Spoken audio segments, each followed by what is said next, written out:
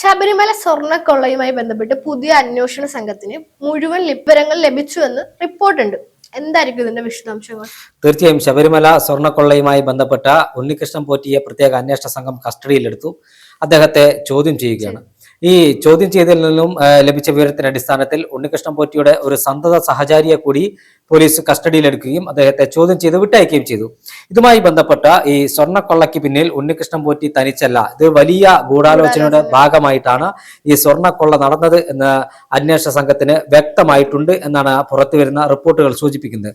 ആദ്യഘട്ടത്തിൽ ഈ ശബരിമലയിലെ ദ്വാരപാലക ശില്പത്തിൽ നിന്നുള്ള സ്വർണ്ണക്കൊള്ളയുമായി ബന്ധപ്പെട്ട് ഹൈക്കോടതി ദേവസ്വം ബെഞ്ചിന്റെ ഒരു പരാമർശത്തിന്റെ പേരിലാണ് പ്രത്യേക അന്വേഷണ സംഘം അന്വേഷണം ആരംഭിച്ചത്. ആദ്യഘട്ടത്തിൽ ഉണ്ണികൃഷ്ണൻ പോറ്റിയെ ചോദ്യം ചെയ്യാൻ പോലീസ് തയ്യാറായിരുന്നില്ല. പിന്നീട് ഉണ്ണികൃഷ്ണൻ പോറ്റിയെ വിളിച്ചു വരുത്തി ചോദ്യം ചെയ്തു. അതിനുശേഷം അദ്ദേഹത്തെ അറസ്റ്റ് ചെയ്യുകയും ചെയ്തു. ഇതുമായി ബന്ധപ്പെട്ട് പറയാനുള്ള ഒരു പ്രധാനപ്പെട്ട കാര്യം എന്താണെന്ന് വെച്ചാൽ, ഉണ്ണികൃഷ്ണൻ പോറ്റി മാത്രമല്ല ഈ കളവിന്റെ പിന്നിൽ അല്ലെങ്കിൽ ഈ മോഷണത്തിന് പിന്നിൽ ഉണ്ണികൃഷ്ണൻ പോറ്റി തനിച്ചല്ല, വലിയ ഒരു ഗൂഢാലോചനയുടെ വലിയ ഒരു സംഘത്തിന്റെ നിതാന്ത പരിശ്രമത്തിന്റെ ഭാഗമായിട്ടാണ് ഈ സ്വർണ്ണക്കൊള്ള നടന്നത് എന്ന് നമുക്ക് കൃത്യമായി പറയാൻ സാധിക്കും. ഉണ്ണികൃഷ്ണൻ പോറ്റിയെ ചോദ്യം ചെയ്തതിൽ നിന്ന് വമ്പൻ ഉന്നതരുടെ പേരുകൾ അന്വേഷണ സംഘത്തിന് ലഭിച്ചിട്ടുണ്ട് എന്നാണ് മനസ്സിലാക്കാൻ കഴിയുന്നത്. പക്ഷെ അവരെ ഒറ്റയടിക്ക് അന്വേഷണ സംഘത്തിന് ഇപ്പോൾ അറസ്റ്റ് ചെയ്യാൻ കഴിയില്ല. കാരണം കേരളം ഭരിക്കുന്ന ആളുകളുടെ CPM-ന്റെ സന്തത സഹചാരികൾ, CPM-ന്റെ വളരെ വേണ്ടപ്പെട്ട ആളുകളാണ് ഇപ്പോൾ അന്വേഷണ സംഘത്തിന് ലഭിച്ചിരിക്കുന്ന പല പേരുകൾ. നേരത്തെ സ്വർണ്ണക്കൊള്ളയുടെ വിഷയം തുടങ്ങിയ സമയത്ത് തന്നെ ശബരിമല അയ്യപ്പനെ നിത്യനിദ്രയിൽ ഉറക്കി കിടത്തുന്ന, അതായത് മണ്ഡല മകരമാസ പൂജയും ശബരിമല ആറാട്ടും കഴിഞ്ഞാൽ ഭസ്മത്തിൽ പൊതിഞ്ഞ അയ്യപ്പ വിഗ്രഹം നിത്യനിദ്രയിലാണെന്നാണ് വിശ്വാസം. അവിടെ സൂക്ഷിക്കുന്ന യോഗദണ്ഡടക്കം മുൻ തിരുവിതാംകൂർ ദേവസ്വം ബോർഡ് പ്രസിഡന്റും, തീർച്ചയായും വലിയ കൊള്ള, മുൻ തിരുവിതാംകൂർ ദേവസ്വം ബോർഡ് പ്രസിഡന്റും നിലവിലെ CPIM-ന്റെ പത്തനംതിട്ട ജില്ലാ സെക്രട്ടേറിയറ്റ് അംഗവുമായ പത്മകുമാറിന്റെ മകൻ ഇത് പുനരുദ്ധാരണത്തിന് അല്ലെങ്കിൽ അതിന്റെ അറ്റകുറ്റപ്പണികൾക്കായി കൊണ്ടുപോയി എന്ന് പറയുമ്പോൾ ശബരിമലയിൽ നടന്ന കൊള്ളയുടെ ആഴം എത്രയാണെന്ന് നമുക്ക് മനസ്സിലാകും. ഇവിടെ ഞാൻ പറഞ്ഞതുപോലെ എക്സിക്യൂട്ടീവ് ഓഫീസർ ആയിരുന്ന മുരാരി ബാബു എന്ന് പറയുന്ന CPM-ന്റെ സഹയാത്രികനായ ഒരു വ്യക്തിയുണ്ട്. ഇത്തരത്തിൽ ശബരിമല സന്നിധാനത്ത്, ശബരിമല ക്ഷേത്രം മറ്റ് ക്ഷേത്രങ്ങളെ പോലെയല്ല, വനമധ്യത്തിലുള്ള ക്ഷേത്രമാണ്. 110ഓളം CCTV ക്യാമറകൾ മാത്രമാണ് പമ്പ മുതൽ സന്നിധാനം വരെ സ്ഥാപിച്ചിരിക്കുന്നത്. അതിന് മേലെ CCTV ക്യാമറകൾക്ക് പുറമെ പോലീസിന്റെയും CRPF-ന്റെയും CISF-ന്റെയും എല്ലാം സുരക്ഷ കൂടി ഈ ശബരിമല സന്നിധാനത്തുണ്ട്. അവിടെ നിന്നും ഈ ദ്വാരപാലക ശില്പമടക്കം പുറത്തേക്ക് എടുത്തു കൊണ്ടുപോയി അതിലെ സ്വർണം കൊള്ളയടിക്കണമെങ്കിൽ ഇത് ഒരാളുടെ മാത്രം ആ ബുദ്ധിയിൽ നിന്ന് വന്നതല്ല, ആസൂത്രിതമായ തീർച്ചയായും ഒരു വലിയ സംഘത്തിന്റെ പ്രവർത്തനത്തിന്റെ പ്രയത്നത്തിന്റെ ഫലമായിട്ടാണ് ഈ സ്വർണ്ണക്കൊള്ള നടക്കുന്നത്. ഇതിൽ അവിടെയുള്ള ഉദ്യോഗസ്ഥരുണ്ട്, ദേവസ്വം ബോർഡിലെ അംഗങ്ങൾ ഉണ്ടാകാം, ദേവസ്വം ഭരിക്കുന്ന ആളുകൾ ഉണ്ടാകാം. ഇത്തരത്തിൽ എല്ലാവരുടെയും സഹായ സഹകരണം കൊണ്ട് മാത്രമാണ് ഇത്തരത്തിൽ ഒരു കൊള്ള നടന്നത്.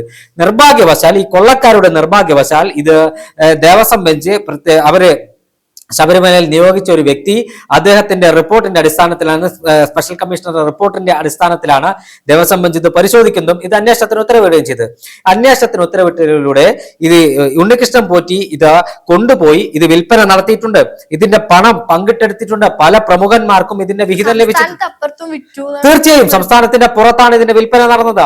ഇതിന്റെ ദ്വാരപാലക ശില്പത്തിന്റെ മുകളിൽ നിന്നും സ്വർണം ഉരുക്കി വേർപെടുത്തെടുത്തിയത് സംസ്ഥാനത്തിന്റെ പുറത്താണ്. ഇത് ഞാൻ പറയില്ല, തന്ത്രിയും മേൽശാന്തിയും ഉൾപ്പെടെയുള്ള മുഴുവൻ ആളുകളും ആരൊക്കെ ഇതിൽ പങ്കുണ്ടോ അവരെ എല്ലാം ചോദ്യം ചെയ്യണം. ആവശ്യമുള്ള ആളുകളെ അറസ്റ്റ് ചെയ്ത് ജയിലടക്കണം. ശബരിമല അയ്യപ്പന്റെ സ്വർണം എന്ന് പറയുന്നത് കേരളത്തിന്റെ പുറത്തു നിന്നും ഇന്ത്യയിലെ എല്ലാ സംസ്ഥാനങ്ങളിൽ നിന്നും ഇന്ത്യക്ക് പുറത്തുനിന്നും അയ്യപ്പ ഭക്തന്മാർ മാസപൂജയ്ക്ക് നട തുറക്കുമ്പോഴും മണ്ഡല മകരമാസ പൂജകൾക്ക് നട തുറക്കുമ്പോഴും അവിടെ ദർശനത്തിനായി എത്താറുണ്ട്. അവർ നൽകുന്ന അല്ലെങ്കിൽ അവർ വഴിപാടായി നൽകിയ സ്വർണമാണ് ഇത്തരത്തിൽ ഇവർ കട്ടുകൊണ്ടുപോകുന്നത്. ഒരു ജോലിയും ചെയ്യാതെ മറ്റുള്ളവർ അധ്വാനിച്ച് അവർ അയ്യപ്പന് തങ്ങളുടെ ഇഷ്ടദാനമായി നൽകിയ ആ സ്വർണം കട്ടുകൊണ്ടുപോയി കൃത്യമായി ഇത് വിൽപ്പന നടത്തിയ കള്ളന്മാരെ നിയമത്തിന്റെ മുന്നിൽ കൊണ്ടുവരണം. ഇത് കേവലം ഒരു ഉണ്ണികൃഷ്ണൻ പോറ്റിയിൽ ഒതുങ്ങുന്നതല്ല. ഉണ്ണികൃഷ്ണൻ പോറ്റി കൃത്യമായ മൊഴി നൽകിയിട്ടുണ്ട്.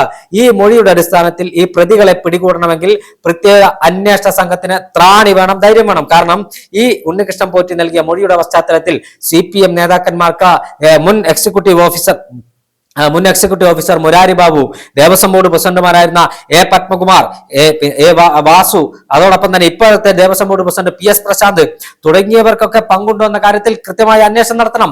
PS പ്രശാന്ത് ദേവസ്വം ബോർഡ് പ്രസിഡന്റായതിനു ശേഷം തിരുവിതാംകൂർ ദേവസ്വം പ്രസിഡന്റായി ചുമതല ഏറ്റെടുത്തതിന് ശേഷം അദ്ദേഹത്തിന്റെ സാമ്പത്തിക വളർച്ചയുമായി ബന്ധപ്പെട്ട അന്വേഷണം ആവശ്യപ്പെട്ട് യൂത്ത് കോൺഗ്രസ് വിജിലൻസിന് പരാതി നൽകിയിട്ടുണ്ട്.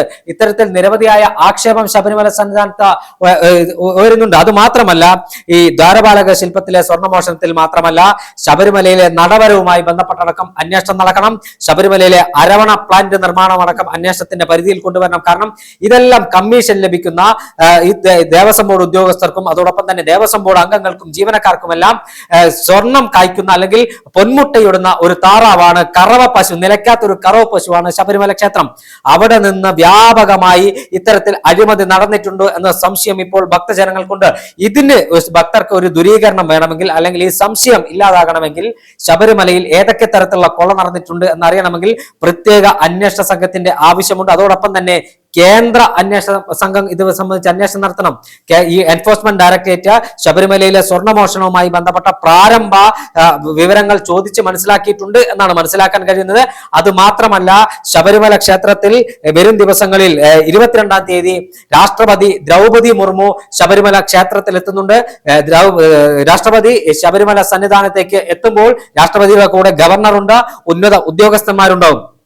തീർച്ചയായും രാഷ്ട്രപതി ഇവിടെ എത്തുമ്പോൾ കേരളത്തിലെ ഭക്തർക്ക്, ശബരിമല അയ്യപ്പ ഭക്തർക്ക് ഒരു വിശ്വാസമുള്ളത്, ശബരിമലയുമായി ബന്ധപ്പെട്ട കാര്യങ്ങൾ അവർ കേന്ദ്ര സർക്കാരിന്റെ ശ്രദ്ധയിൽപ്പെടുത്തും എന്നൊരു പ്രതീക്ഷ കേരളത്തിലെ അയ്യപ്പ വിശ്വാസികളായ ആളുകൾക്കുണ്ട്. കാരണം അത്രത്തോളം വലിയ കൊള്ള നടത്തിയ, ശബരിമല അയ്യപ്പന്റെ മുതൽ മോഷ്ടിച്ച, ശബരിമല അയ്യപ്പനെ വിൽപ്പന ചരക്കാക്കി മാറ്റിയ, അയ്യപ്പന് വഴിപാടായി ലഭിച്ച, അയ്യപ്പന്റെ മുന്നിൽ ഭക്തർ അർപ്പിച്ച സ്വർണവും പണവും വെള്ളിയും ഇതെല്ലാം മോഷണം പോയിട്ടുണ്ടെന്ന് പറയുമ്പോൾ ശബരിമലയിൽ യാതൊരുവിധ സുരക്ഷയില്ല. ശബരിമല ഒരു കറവ പശുവാക്കി മാറ്റി. കാരണം ഇവരിത് പിടിക്കപ്പെടുന്ന ഒരിക്കലും കരുതിയതല്ല. കാരണം ഇതിന് കണക്ക് അയ്യപ്പന് പറയാൻ കഴിയില്ലല്ലോ, എന്റെ സ്വർണം ഇങ്ങനെ കട്ടുകൊണ്ടുപോയി, ഇത് പിടിക്കപ്പെടും എന്ന് ഒരിക്കലും കരുതിയതല്ല. ഇവരുടെ നിർഭാഗ്യം കൊണ്ട് ഹൈക്കോടതി മേൽനോട്ടത്തിൽ അന്വേഷണം നടക്കുകയും ഹൈക്കോടതി അവിടെ നിയോഗിച്ച സ്പെഷ്യൽ കമ്മീഷണറുടെ റിപ്പോർട്ടിന്റെ അടിസ്ഥാനത്തിലാണ് ഇത് അന്വേഷിക്കാൻ ഉത്തരവിട്ടത്. അത് മാത്രമല്ല, അയ്യപ്പന്റെ മുതൽ കട്ട ഒരാളും ഇതുവരെ രക്ഷപ്പെട്ട ചരിത്രമില്ല. അത് പിടിക്കപ്പെട്ടിട്ടുണ്ട്. സമാന സാഹചര്യത്തിലൂടെ ഉണ്ണികൃഷ്ണൻ പോറ്റി കടന്നു പോകുന്നു. ഉണ്ണികൃഷ്ണൻ പോറ്റി ഇപ്പോൾ അന്വേഷണ സംഘത്തിന്റെ കസ്റ്റഡിയിലുള്ളപ്പോൾ ഉണ്ണികൃഷ്ണൻ പോറ്റിയേക്കാൾ ഭയക്കുന്ന, നെഞ്ചിടിപ്പ് വർദ്ധിക്കുന്ന ആളുകൾ പുറത്തുണ്ട്. ഇത് ഉണ്ണികൃഷ്ണൻ പോറ്റിയെ മാത്രം വലയിൽ അകപ്പെടുത്തി, അല്ലെങ്കിൽ ഉണ്ണികൃഷ്ണൻ പോറ്റിയെ മാത്രം അറസ്റ്റ് ചെയ്യിപ്പിച്ച് രക്ഷപ്പെടാൻ ശ്രമിക്കുന്ന ആളുകൾ ഉണ്ട് എന്നത് പച്ചയായ ഒരു യാഥാർത്ഥ്യം മാത്രമാണ്. ആ ഒരു പശ്ചാത്തലത്തിൽ ഉണ്ണികൃഷ്ണൻ പോറ്റിയെ ചോദ്യം ചെയ്യണം, വിശദമായി ചോദ്യം ചെയ്യണം. ചോദ്യം ചെയ്തതിന് ലഭിച്ച വിവരത്തിന്റെ അടിസ്ഥാനത്തിൽ മറ്റ് ഉന്നതരെ കൂടി പിടികൂടാൻ, അല്ലെങ്കിൽ മറ്റു ഉന്നതരെ കൂടി അറസ്റ്റ് ചെയ്ത് ജയിലിൽ അടയ്ക്കാനുള്ള ത്രാണി അന്വേഷണ സംഘം കാണിക്കുമോ എന്നതാണ് അറിയാനുള്ളത്. കാരണം 2016-ൽ പിണറായി വിജയൻ അധികാരത്തിലേറിയതിനു ശേഷം ദേവസ്വം വകുപ്പ് കൈകാര്യം ചെയ്ത മന്ത്രിമാർ നമ്മൾ എടുത്തു പരിശോധിക്കണം. ജി സുധാകരൻ, കടന്നപ്പള്ളി രാമചന്ദ്രൻ, അതിനുശേഷം VN വാസവൻ, K രാധാകൃഷ്ണൻ. ഇതിൽ കടന്നപ്പള്ളി രാമചന്ദ്രൻ ഒഴിച്ച് ബാക്കി 3 പേരും അവിശ്വാസികളായ ആളുകളാണ്. 3 പേര് CPM-കാരനാണ്. കടന്നപ്പള്ളി കോൺഗ്രസ്സുകാരനാണ്, അദ്ദേഹം ദൈവവിശ്വാസിയാണ്. ഈ കടന്നപ്പള്ളി ഒഴികെ ബാക്കി മന്ത്രിമാർ ഭരിച്ച സമയത്ത്, ദേവസ്വം ബോർഡ് കൈകാര്യം ചെയ്ത സമയത്തുള്ള മുഴുവൻ കാര്യങ്ങളും അന്വേഷണത്തിന്റെ പരിധിയിൽ കൊണ്ടുപോകണം. കാരണം ശബരിമല അയ്യപ്പനിൽ വിശ്വാസമില്ല ആളുകൾ ദേവസ്വം ബോർഡ് ഭരിക്കുമ്പോൾ പിൻവാതിൽ നിയമനം ഇഷ്ടം പോലെ ശബരിമലയിൽ നടന്നിട്ടുണ്ട്. തിരുവിതാംകൂർ ദേവസ്വം ബോർഡുമായി ബന്ധപ്പെട്ട പിൻവാതിൽ നിയമനത്തിന്റെ ഒരു കൂത്തരങ്ങാക്കി മാറ്റിയിട്ടുണ്ട്. ഇതെല്ലാം അന്വേഷണം നടത്തണം. ഈ വിഷയത്തിൽ കാര്യക്ഷമമായ അന്വേഷണം നടത്തിയാൽ മാത്രമേ മറ്റ് കള്ളന്മാരെ, ഉണ്ണികൃഷ്ണൻ പോറ്റിയെ അറസ്റ്റ് ചെയ്തു, മറ്റ് കള്ളന്മാരെ കൂടി നിയമത്തിന്റെ പരിധിയിൽ കൊണ്ടുവരാൻ കഴിയൂ. എന്നാൽ മാത്രമേ ഈ കേസിനകത്ത് നിർണായകമായ നടപടികളിലേക്ക് അന്വേഷണ സംഘത്തിന് എത്താൻ കഴിയൂ. മുഴുവൻ കള്ളന്മാരെയും അറസ്റ്റ് ചെയ്ത് തുറങ്കിലടക്കണം.